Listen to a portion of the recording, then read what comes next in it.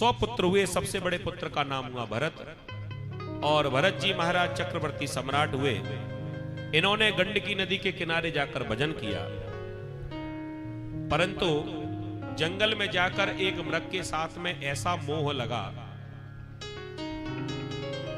इनका जो पूजा पाठ का क्रम था वो तो समाप्त, अब तो मृग के साथ ही क्रीड़ा करने लगे। वो कथा आप लोगों ने सुनी है।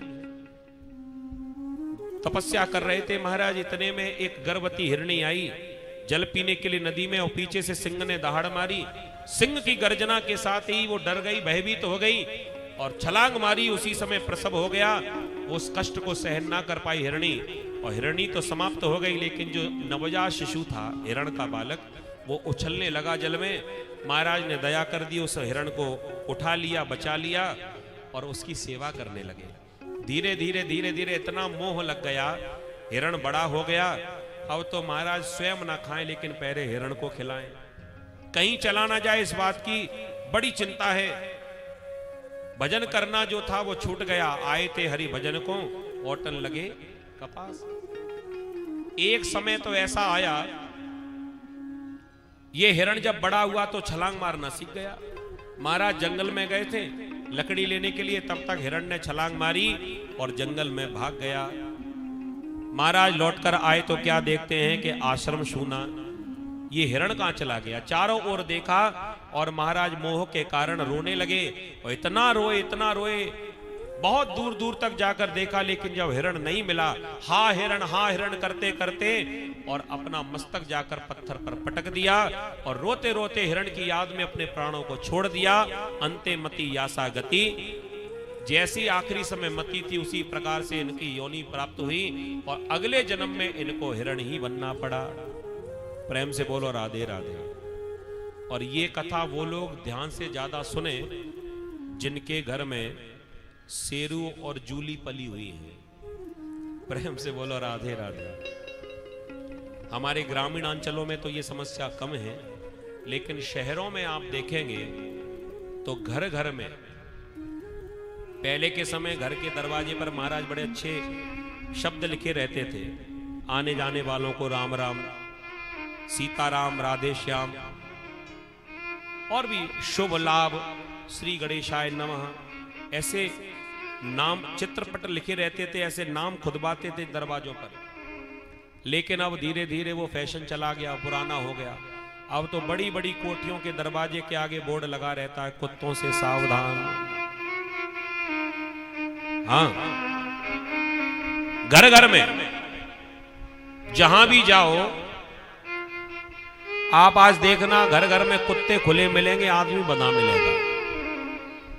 हाँ, हर व्यक्ति बंधा हुआ है। आप देखो घर में जो कुत्ते हैं वो महंगे महंगे सोफे पर बैठे हुए हैं, और जो घर का मालिक है ना वो बिल्कुल बंधा हुआ, मोबाइल हाथ में, उसका चार्जर प्लग में, माने वो बंधा हुआ। कुत्ते खुले, आदमी बंधा हुआ। और आज का समय तो ऐसा आ गया जी, फैशन बदल गया। घर में मेहमान आवे तो उसे चाय नाश्ते की भले ही मत पूछो। घर में जैसे मेहमान आवे तो उसे चार्जर की पूछ लो, कौन सा चार्जर लगता है तुम्हारे मोबाइल में? सी टाइप चार्जर चाहिए तो हमसे ले लो, बड़ा चाहिए तो हमसे, मोटा पतला जो चाहिए हमसे। पतली पिन का चाहिए तो ये रखा है, मोटी पिन का ये रखा हुआ है।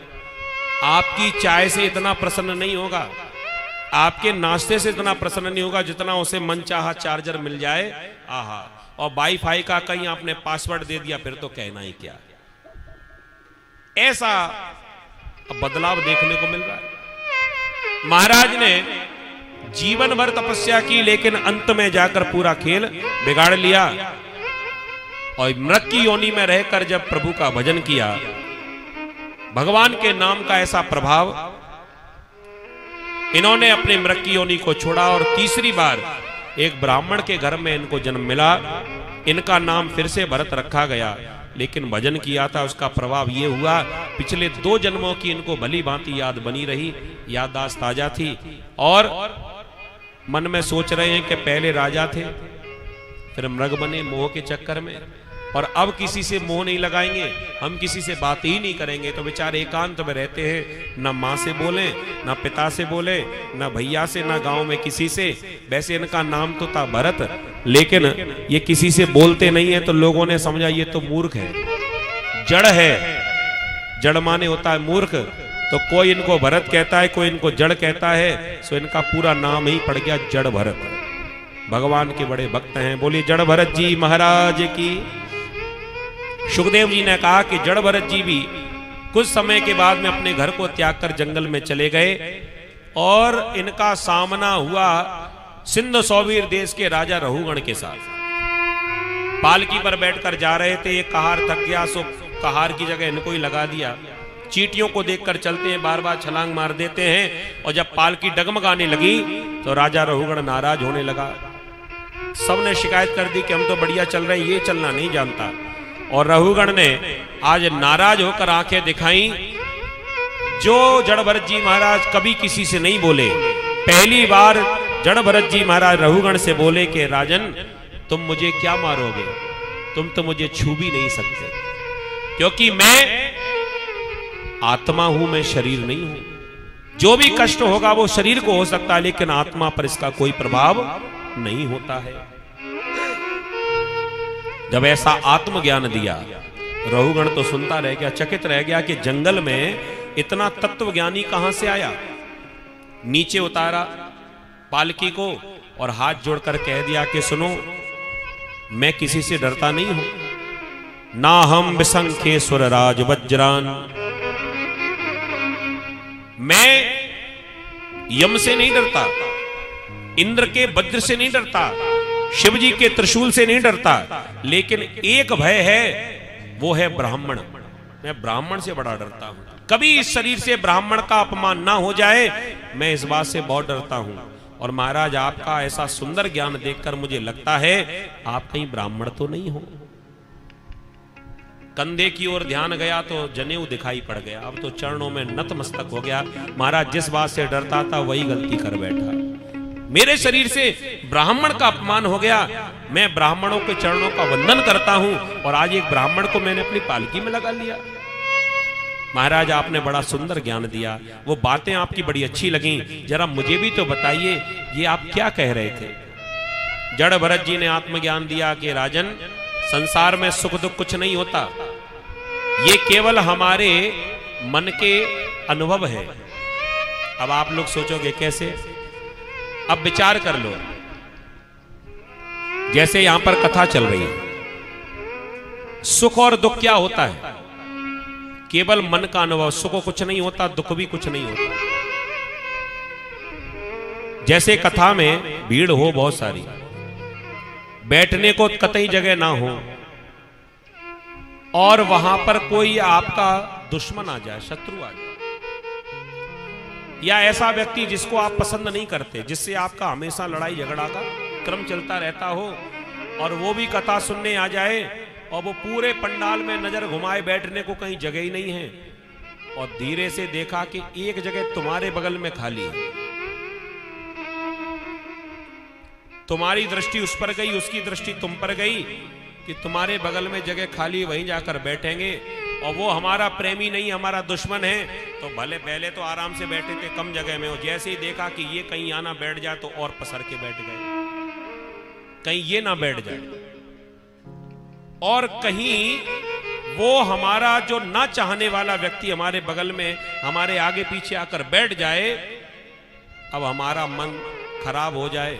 4 घंटे की कथा में मन ना लगे, बस इस बात का दुख कि यहां आकर क्यों बैठ गया, जबकि वो तुम्हारी गोद में नहीं बैठा, तुमसे दूर बैठा, लेकिन हमारे बगल में आकर बैठ गया, इसी बात का दुख हो गया।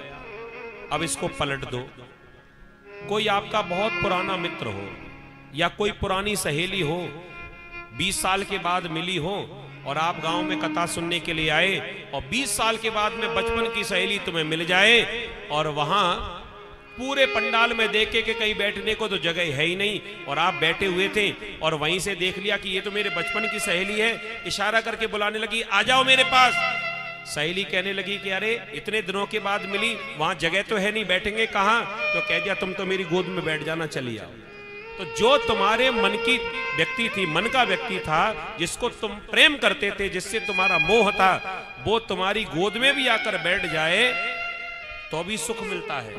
और जो तुम्हारे मन का नहीं है और वो तुम्हारे बगल में भी आकर बैठ जाए, वो तुमको दुख देता है। तो ये मन के ही अनुभव हुए ना। जो मन से काम हो रहा है वो तो सुख दे रहा है, और मन के अनुरूप जो कार्य नहीं होता वो हमको कष्ट दे रहा है।